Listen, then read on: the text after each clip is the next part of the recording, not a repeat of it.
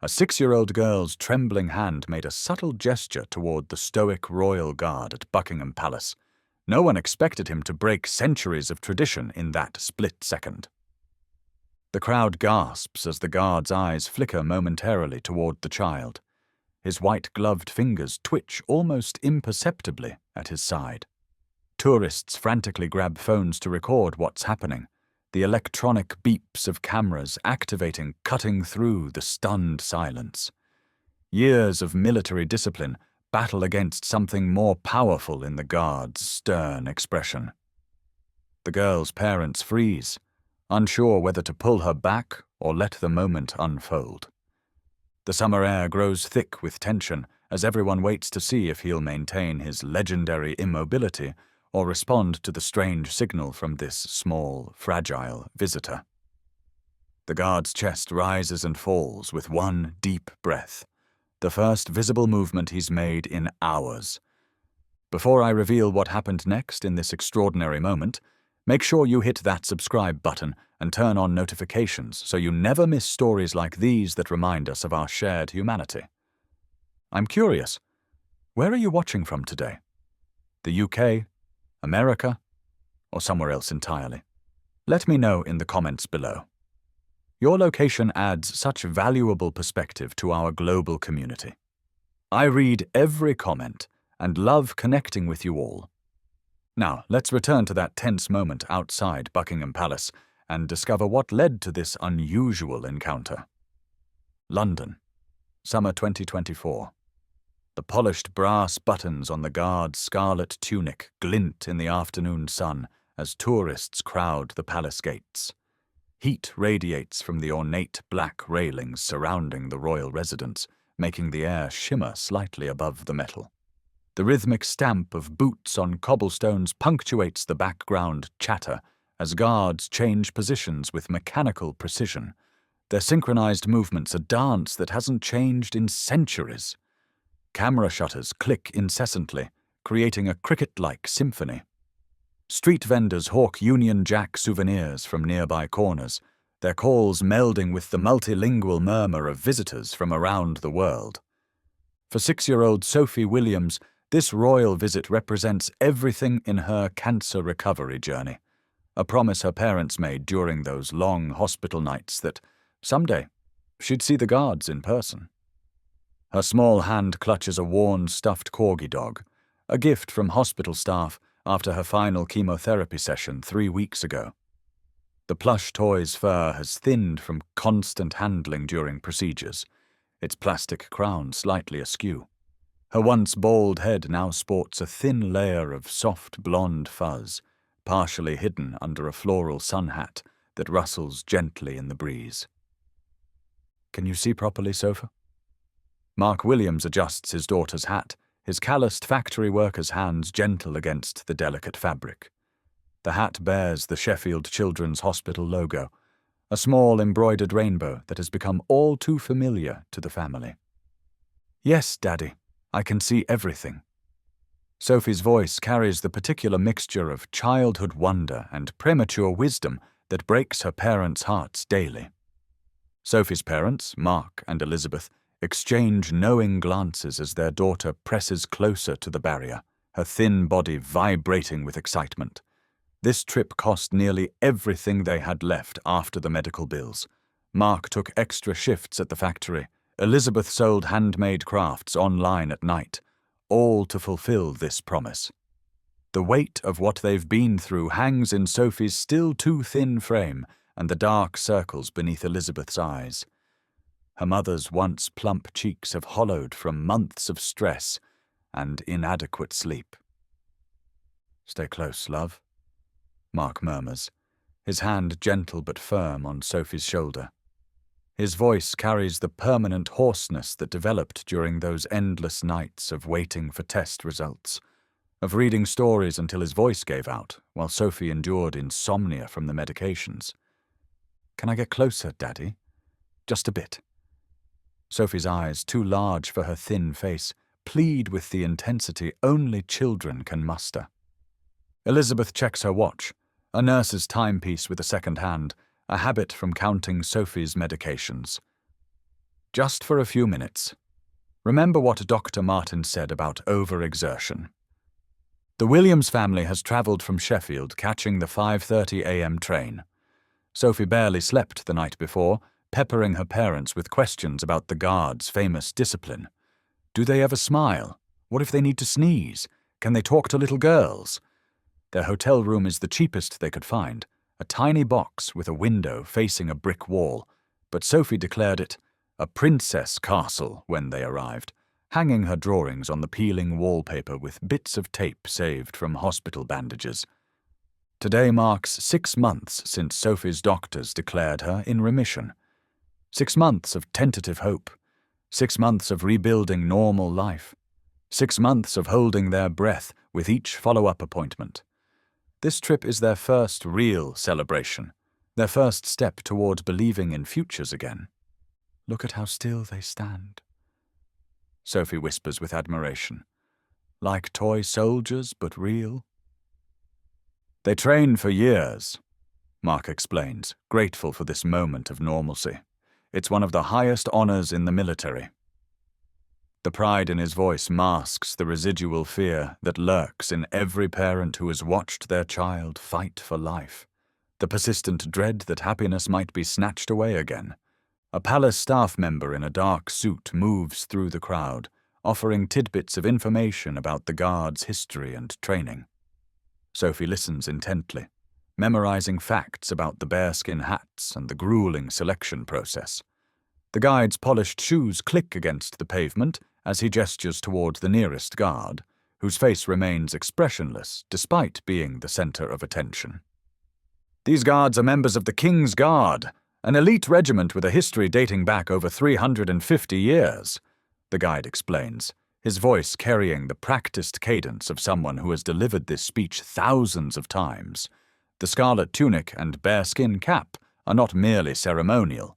They represent Britain's military heritage and unwavering commitment to duty.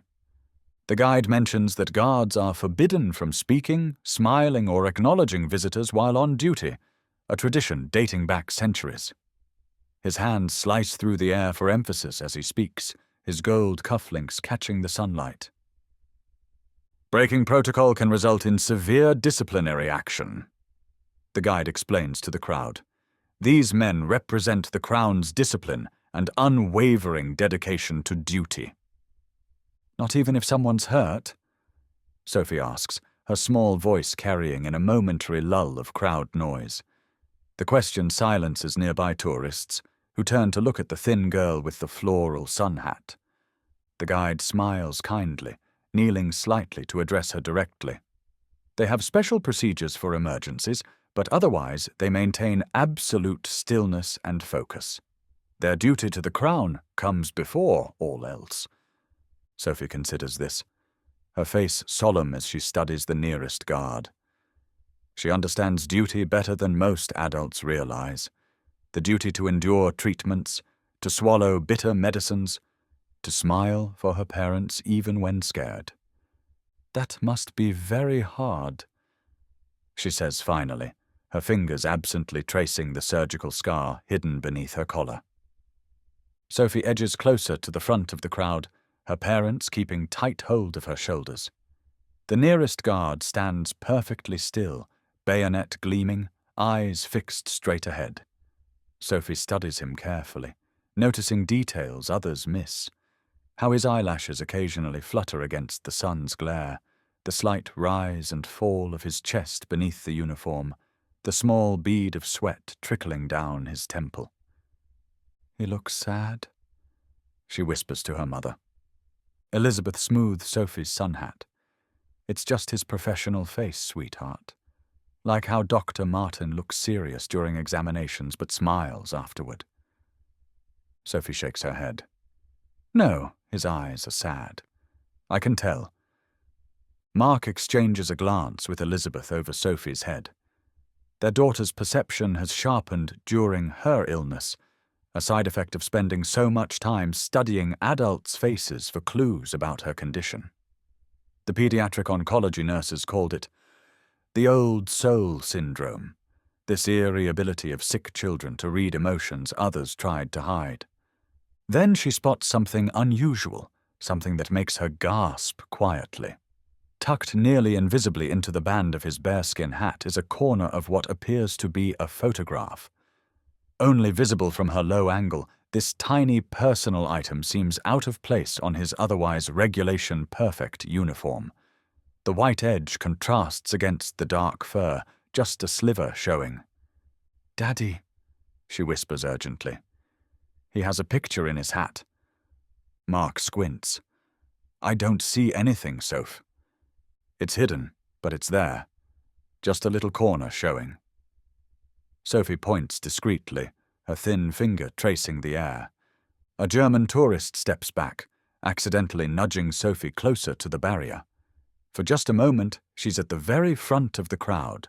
Nothing between her and the guard, but 3 feet of empty space. The guard's eyes shift momentarily, meeting Sophie's curious gaze, then dart back to their forward position. But in that fleeting second of connection, Sophie recognizes something familiar in his expression, something she's seen countless times in the hospital. A flash of recognition hits her. The same look the nurses had when they came to check on patients after losing someone on the ward. The same expression her parents tried to hide when they thought she was sleeping. The look of someone carrying invisible weight. Without thinking, Sophie lifts her right hand and makes a subtle gesture.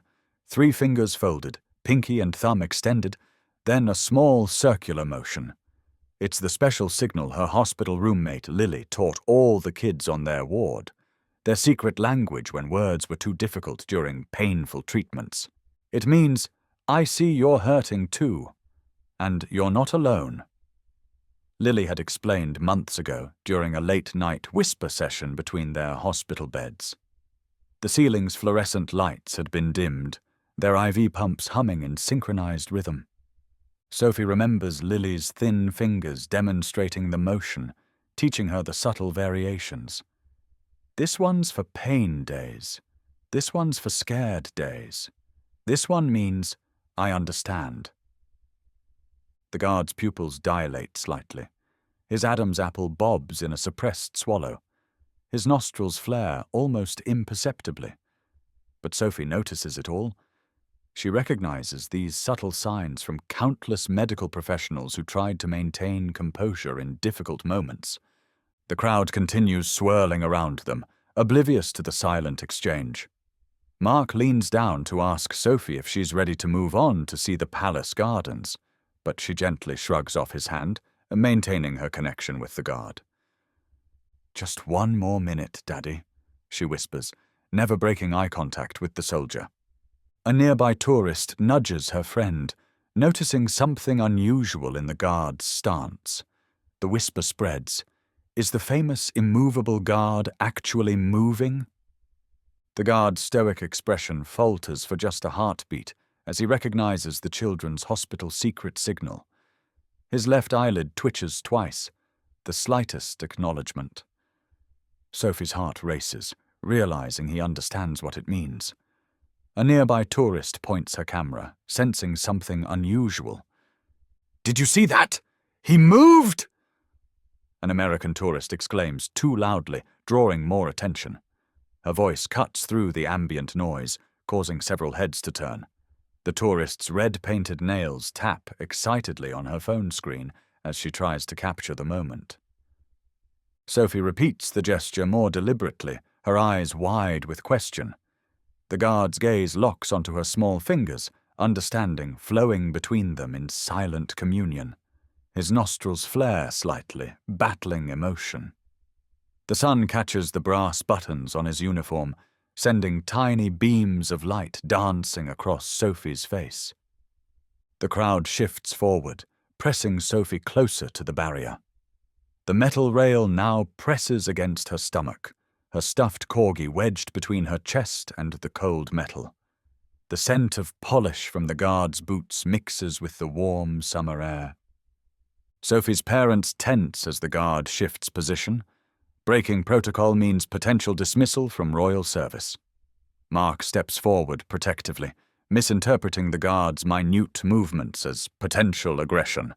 His work boots scrape against the pavement, as he positions himself partially between Sophie and the guard. Elizabeth grabs her husband's arm, whispering urgently. The crowd presses closer, sensing disruption in the ceremonial routine. Camera phones rise in a forest of screens. "What's happening?" Mark demands, pulling Sophie back slightly. His voice contains the razor edge that developed during Sophie's diagnosis, the voice of a father prepared to fight anything threatening his child. "It's okay, Daddy," Sophie insists. He knows Lily's signal. Her fingers tighten around her corgi toy, its worn fur flattening against her palm. Elizabeth frowns in confusion. "The hospital signal? How would he—" She's interrupted by a sharp voice nearby. "Stand fast, position 3. The command crackles from a discreet radio clipped to a palace security officer's belt. The officer's polished shoes pivot as he assesses the situation, sunglasses reflecting the crowd's movement. "Look at the crowds," he mutters into his radio. "Something's happening at position 3. Whispers ripple through the crowd as the guard's commanding officer notices the unauthorized movement. "Something's happening," a woman murmurs. Phones rise in unison to capture the moment. The commanding officer's boots click sharply on the pavement as he approaches, hand resting on his ceremonial sword. The metallic rasp of his sword guard against the scabbard punctuates each step. Sophie begins to tremble, realizing she may have caused trouble. "Stay in position," the senior officer calls sharply, his voice carrying authority that parts the crowd as he approaches.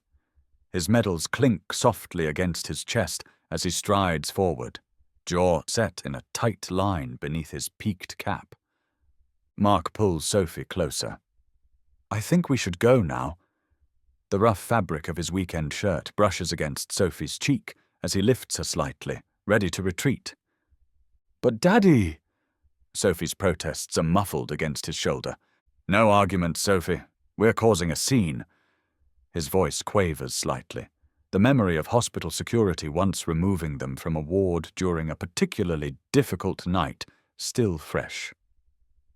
Elizabeth touches her husband's elbow, her silver medical alert bracelet catching the light. "Mark, wait.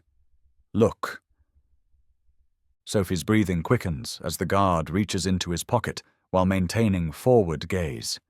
The red fabric of his uniform stretches taut across broad shoulders that remain perfectly squared. Elizabeth moves to pull her daughter back, fearing consequences.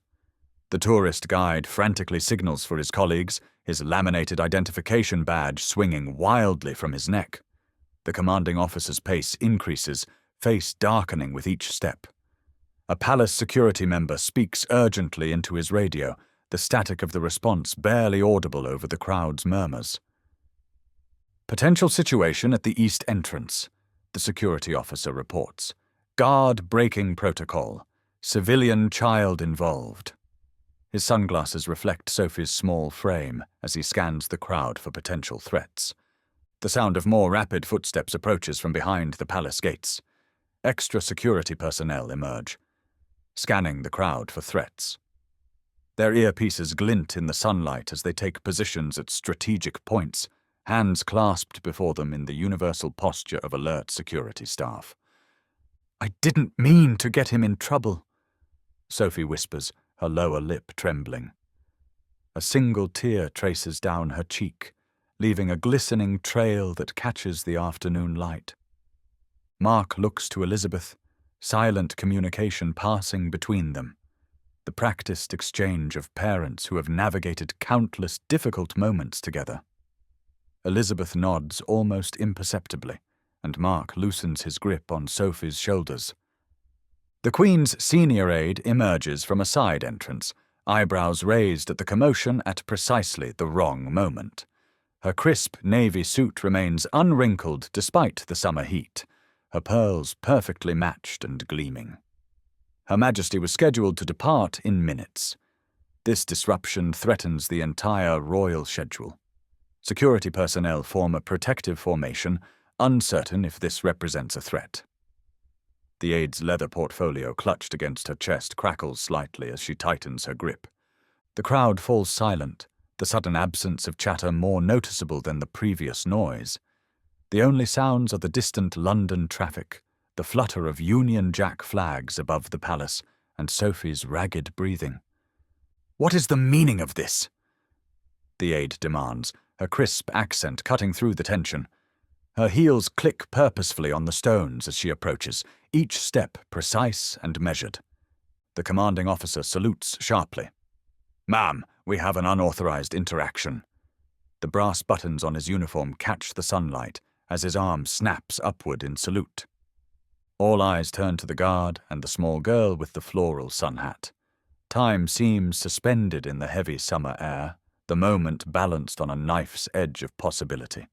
The guard's hand remains in his pocket, his expression frozen in professional neutrality, but his eyes, locked with Sophie's, tell a different story. If you're finding this story as powerful as I am, please hit that like button and share with someone who appreciates everyday heroes. Your engagement helps these important stories reach more people who need to hear them. Before we continue to the incredible moment that changed everything for Sophie and this royal guard, I want you to think about those times when rules and human compassion come into conflict. Have you ever witnessed a moment when someone chose humanity over protocol, or when a small gesture carried enormous meaning? Stay tuned to discover how sometimes the most rigid systems can bend for the right reason, and how a child's innocent gesture can break through years of tradition. I promise, what happens next will remind you why connection matters more than protocol, especially when we recognize each other's hidden pain. With all eyes on him, the guard makes his decision.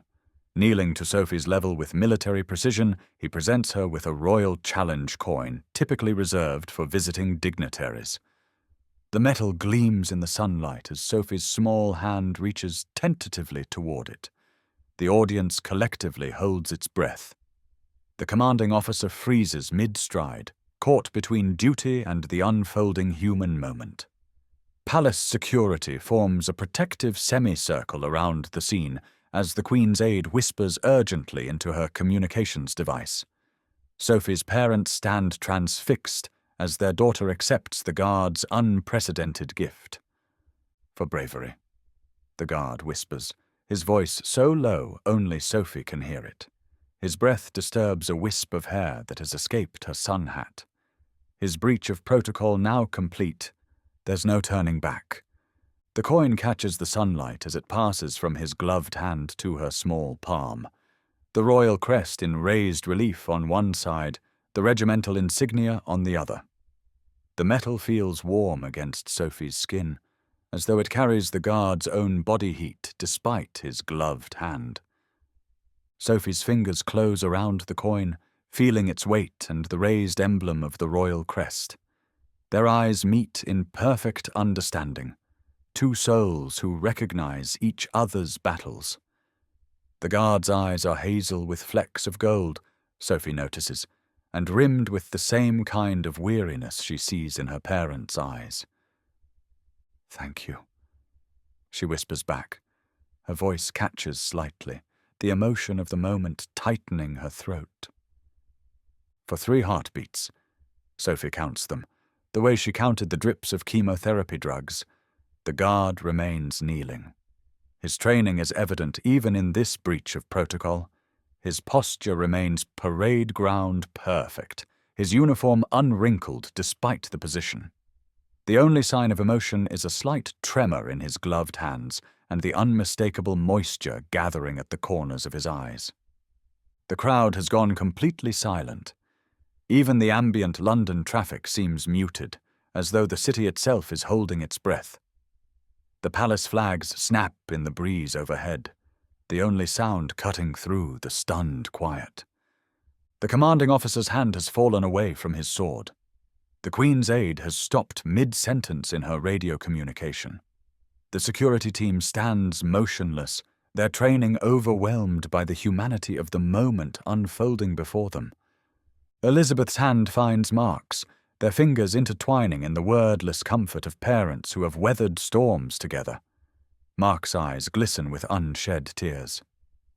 "Sophie," Elizabeth whispers, but doesn't move to interfere.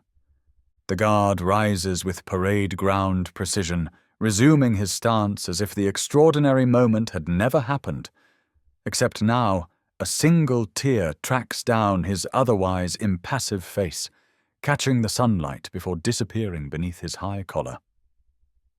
Sophie steps back, the coin clutched tightly in her fist, her eyes never leaving the guard's face. For a moment, she sees beyond the uniform to the person inside. Someone who knows loss, someone who understands signals when words aren't enough. The silence breaks with a single pair of hands clapping, then another, until applause ripples through the crowd like raindrops becoming a storm. Phones capture the moment from every angle, flashes popping like miniature lightning strikes, preserving this unprecedented breach of royal protocol. And still, the guard stands at attention, eyes forward, as though nothing extraordinary has happened, except for that glistening track on his cheek that tells a different story. The guard rises back to attention with the same military precision, resuming his post as if nothing extraordinary had occurred. Except now, there's the faintest suggestion of moisture at the corners of his eyes. Sophie clutches the challenge coin, feeling its weight and warmth in her palm. The crowd erupts in applause and scattered cheers. Phones capture the moment from every angle as Sophie's parents wrap protective arms around their daughter, equally confused and moved. "What just happened?" Mark whispers to his wife. His arms encircle Sophie's shoulders, steadying himself as much as protecting her. Elizabeth shakes her head, speechless, as she watches her daughter stare at the coin with reverent understanding. Her nursing training hasn't prepared her for this moment, this unexpected connection between her daughter and a royal guard. The commanding officer approaches with measured steps, face unreadable. The crowd parts before him, conversations hushing as he passes. His medals catch the sunlight with each deliberate step. He speaks quietly to the guard, who responds with the barest movement of his lips. Their exchange is too low to hear, but the tension in both men's shoulders is evident. After a tense moment, the officer nods once, steps back, and resumes his position. A subtle hand signal from him calms the other security personnel, who relax their posture slightly. The immediate crisis appears to have passed, but the crowd remains riveted, sensing there's more to this story. The palace aide gestures for the Williams family to follow her through a small side entrance, away from the growing crowd of curious onlookers. Her manicured hand indicates a discreet doorway half hidden in the palace's exterior stonework. "If you wouldn't mind coming with me," she says, not unkindly. Her Majesty's office would like a word. Her voice carries the polished accent of upper-class English education, but there's genuine warmth beneath the formality. Sophie looks up at her parents with wide eyes. "Are we in trouble?" Her fingers tighten around the coin until her knuckles whiten. "I don't think so, sweetheart," Elizabeth says, though she sounds uncertain. She smooths Sophie's sun hat, a gesture of reassurance that has become habitual during hospital visits. The aide smiles, her expression softening as she addresses Sophie directly. "Not at all, young lady. Quite the contrary." She kneels slightly, her navy suit skirt folding precisely at the knees. "That was quite a special moment, and we'd simply like to understand it better." Mark and Elizabeth exchange glances, the silent communication of parents deciding whether something is safe for their child. Elizabeth gives an almost imperceptible nod, and Mark's shoulders relax slightly. "Lead the way," he says to the aide.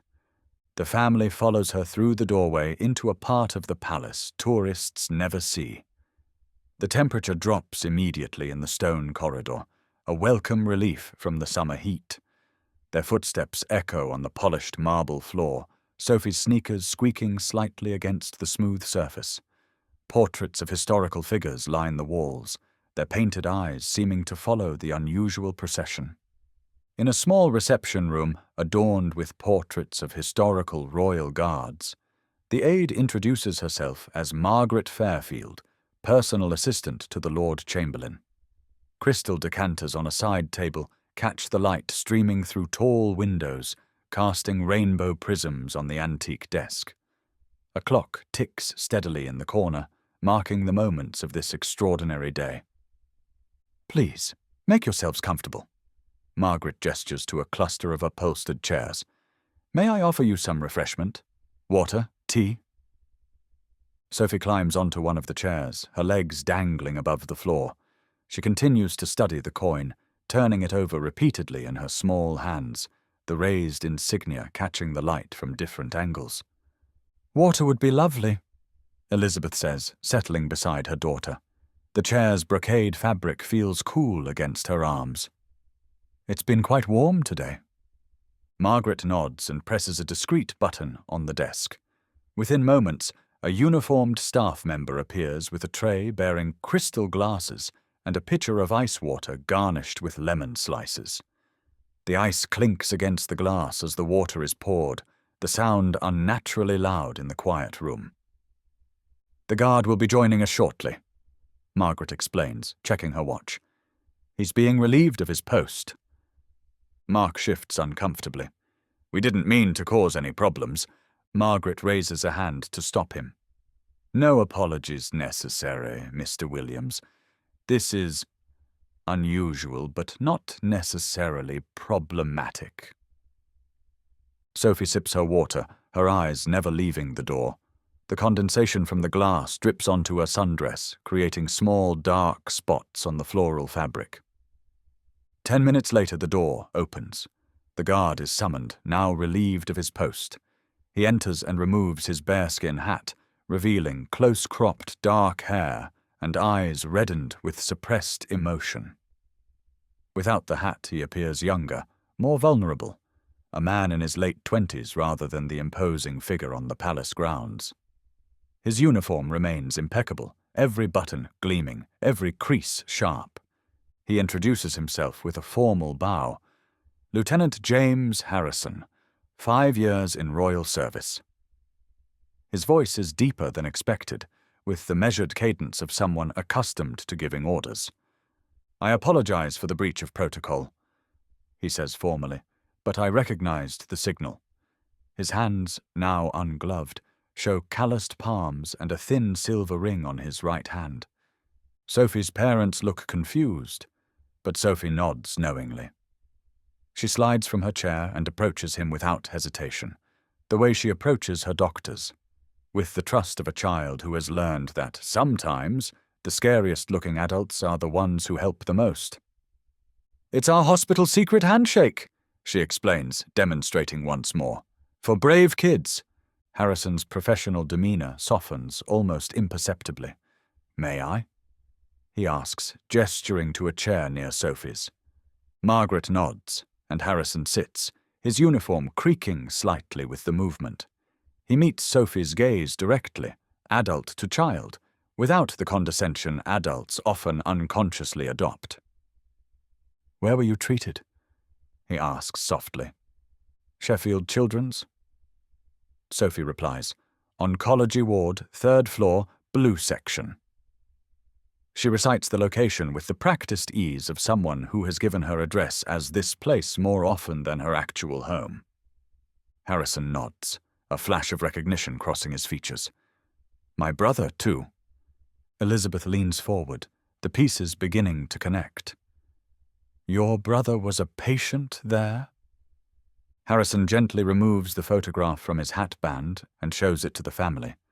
A smiling boy in a hospital gown, identical to the one Sophie wore during her treatment. The oxygen tubes and IV lines are painfully familiar.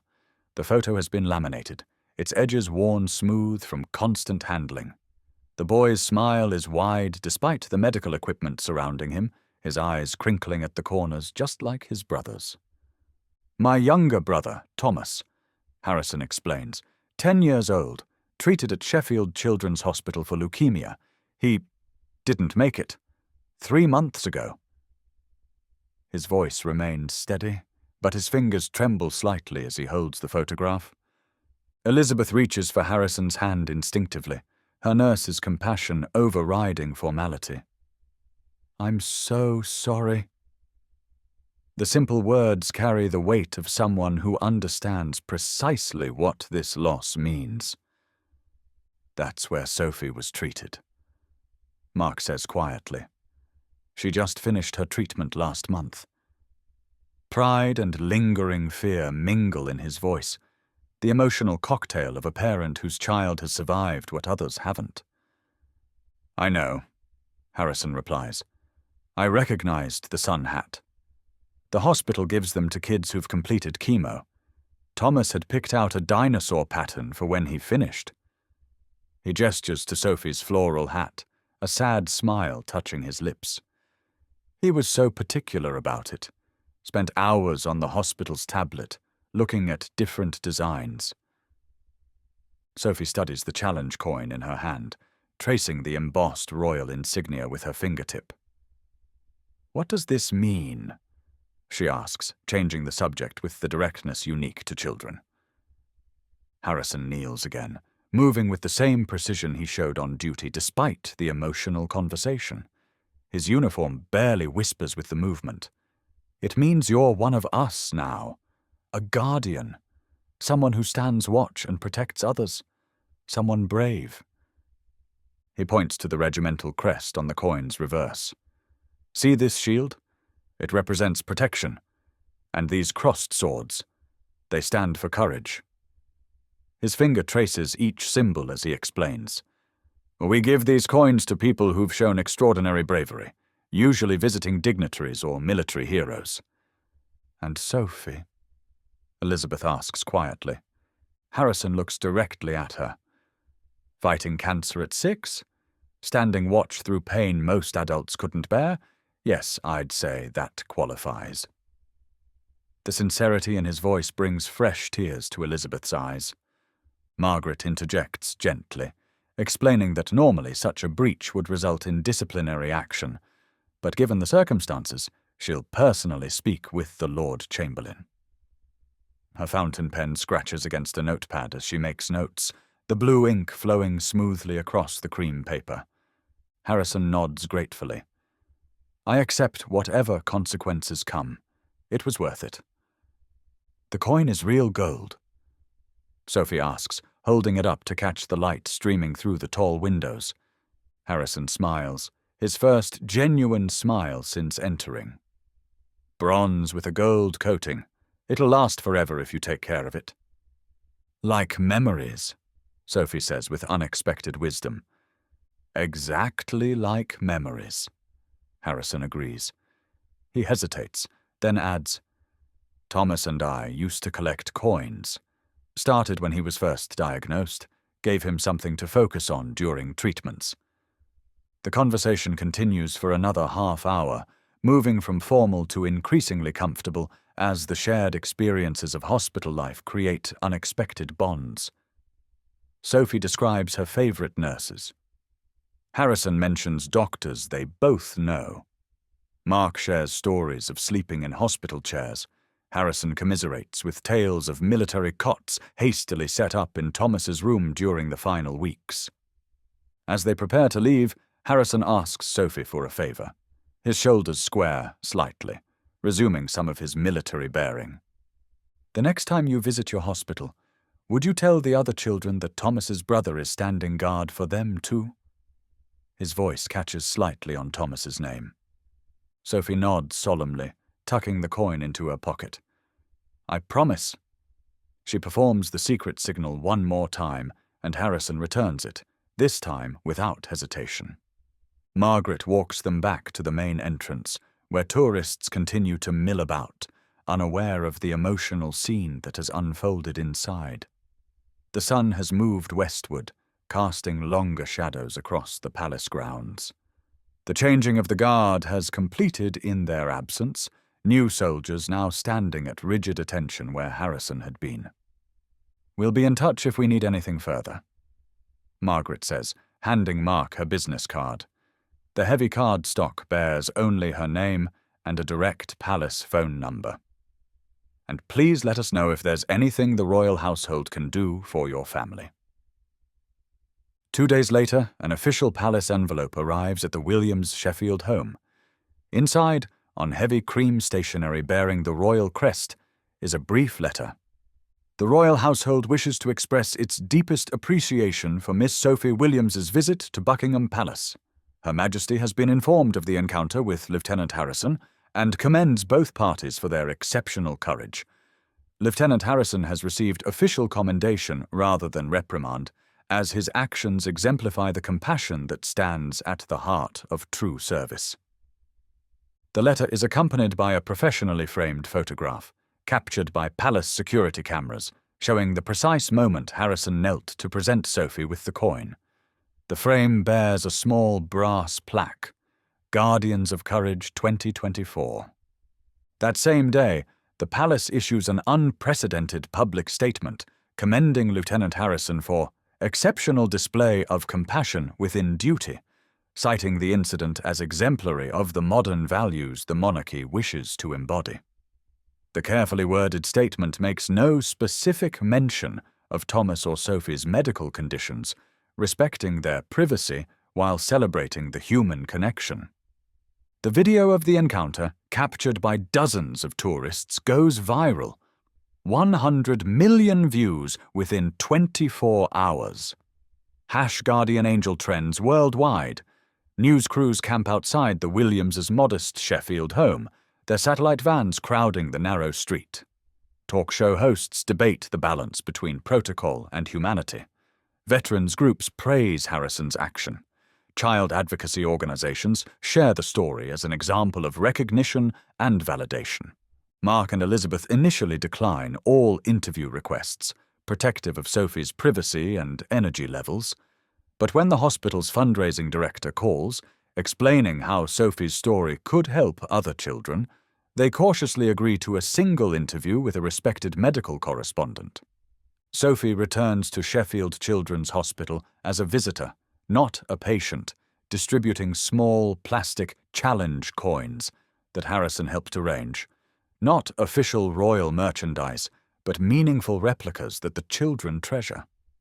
She visits the oncology ward monthly, showing them the secret signal and telling them about the guard who understood.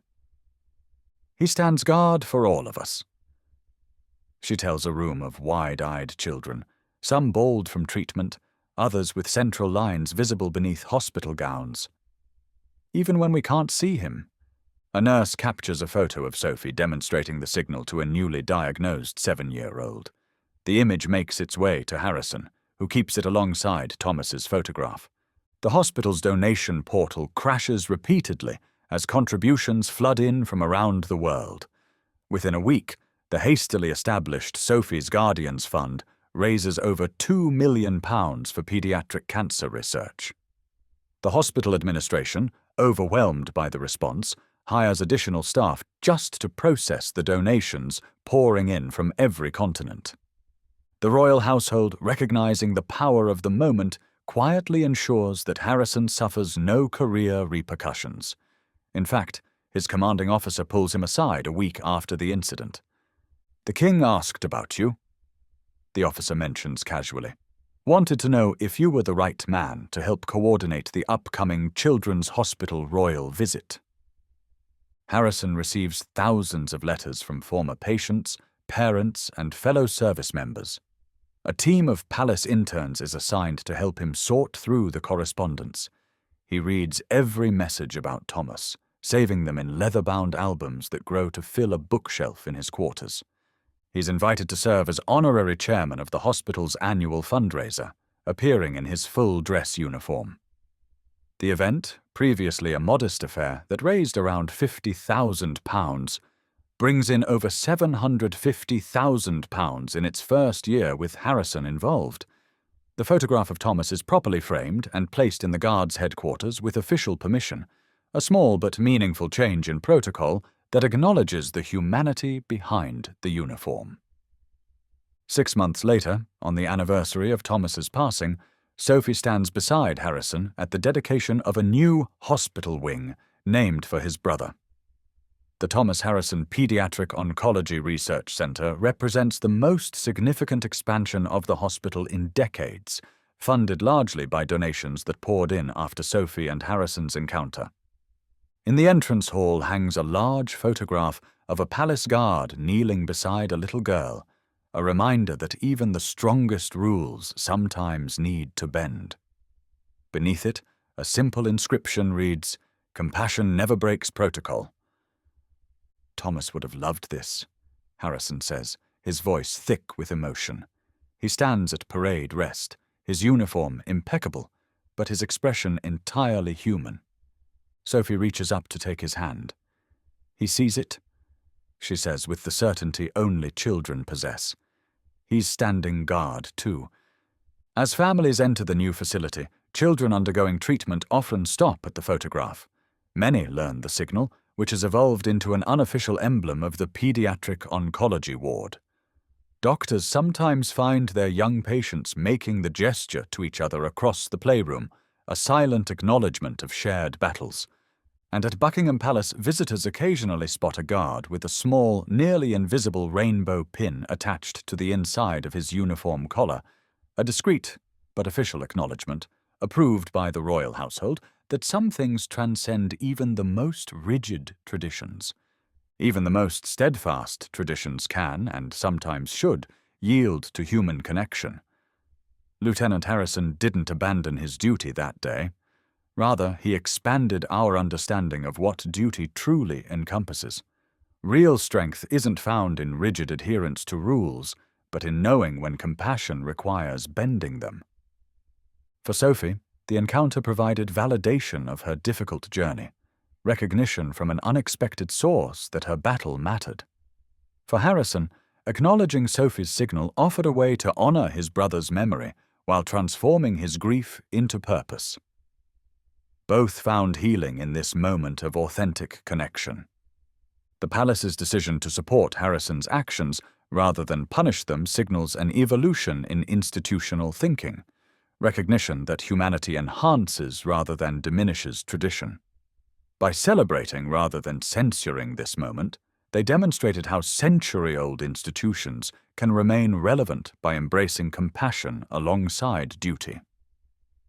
This story challenges us to reconsider the walls we build between professional obligation and human empathy. How often do we hide behind protocols to avoid uncomfortable emotional connections? How frequently do we miss opportunities to acknowledge another's pain because it seems inappropriate in certain settings? Think about the hospitals, schools, workplaces, and other institutions in your own life. Are there rigid systems that might benefit from occasional thoughtful flexibility? Not abandonment of standards, but recognition that humans operate these systems, and humans need connection. Consider the subtle signals others might be sending you, requests for acknowledgement or understanding that don't fit neatly into expected interactions. The slight tremor in a colleague's voice, the unusual quietness of a normally talkative friend, the hesitation in a family member's response when you ask how they're doing. These are modern equivalents of Sophie's signal, quiet invitations to connect beyond surface interactions. How might you respond with both integrity to your responsibilities and openness to authentic connection? What would it mean to be both the disciplined guard and the compassionate human in your daily interactions? When have you witnessed someone breaking protocol for a greater good? And how did it change your perspective on rules versus compassion? Perhaps it was a teacher who bent school policy to help a struggling student, a healthcare provider who went beyond clinical detachment to offer comfort, or a colleague who prioritized human needs over corporate procedure. Maybe you've been Sophie, sending signals and hoping someone would notice your silent struggles.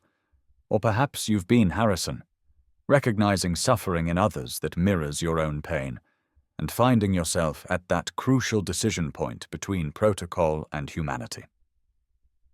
The most meaningful moments in our lives often occur at this intersection, where duty meets humanity, where protocol meets compassion, where strangers recognize shared experience across seemingly insurmountable barriers. Sophie and Harrison remind us that sometimes the most powerful communication happens without words. A simple gesture, recognized across the divide of age, experience, and circumstance, can create ripples of change that transform individuals, institutions, and communities. As you go about your day, carrying your own invisible battles and responsibilities, remember to look for the signals others might be sending. Be willing to acknowledge the humanity in everyone you encounter, even when, especially when doing so, requires stepping momentarily outside the lines of convention. Because, in the end, what we'll remember isn't the protocols we maintained, but the connections we made.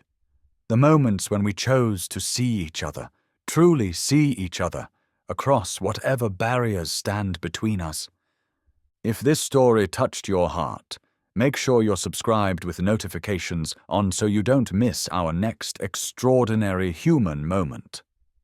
Our channel celebrates these instances where people transcend boundaries to connect with one another in meaningful ways. Leave a comment sharing your thoughts on Lieutenant Harrison's decision. Would you have done the same in his position?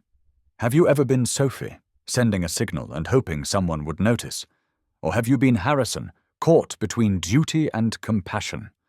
I read every comment and often find that your stories and reflections are just as powerful as the ones I share. This community we've built together reminds me daily of how much goodness exists in the world. For those interested in supporting pediatric cancer research, I've included links to reputable organizations in the description below. Even small contributions make a difference in the lives of children fighting battles no child should face. The Sophie's Guardians Fund continues to accept donations, with 100% of proceeds going directly to research grants. If you've been moved by this story and know someone currently battling illness, whether a child or adult, consider creating your own version of a challenge coin for them. It doesn't need to be elaborate. Even a simple token that says, "I see your courage," can provide strength on difficult days. Check out our related video on unexpected heroes in uniform, linked in the description, where we explore similar stories of service members who found ways to fulfill their duty while honoring their humanity. You'll meet police officers, firefighters, military personnel, and others who discovered that, sometimes, the most heroic act is acknowledging another's pain. Remember to share this video with someone who might need a reminder that rigid systems can bend for the right reasons, and that sometimes the most powerful communication happens without words. Until next time, keep watching for those subtle signals from others, and remember, sometimes breaking protocol is the most honorable action of all.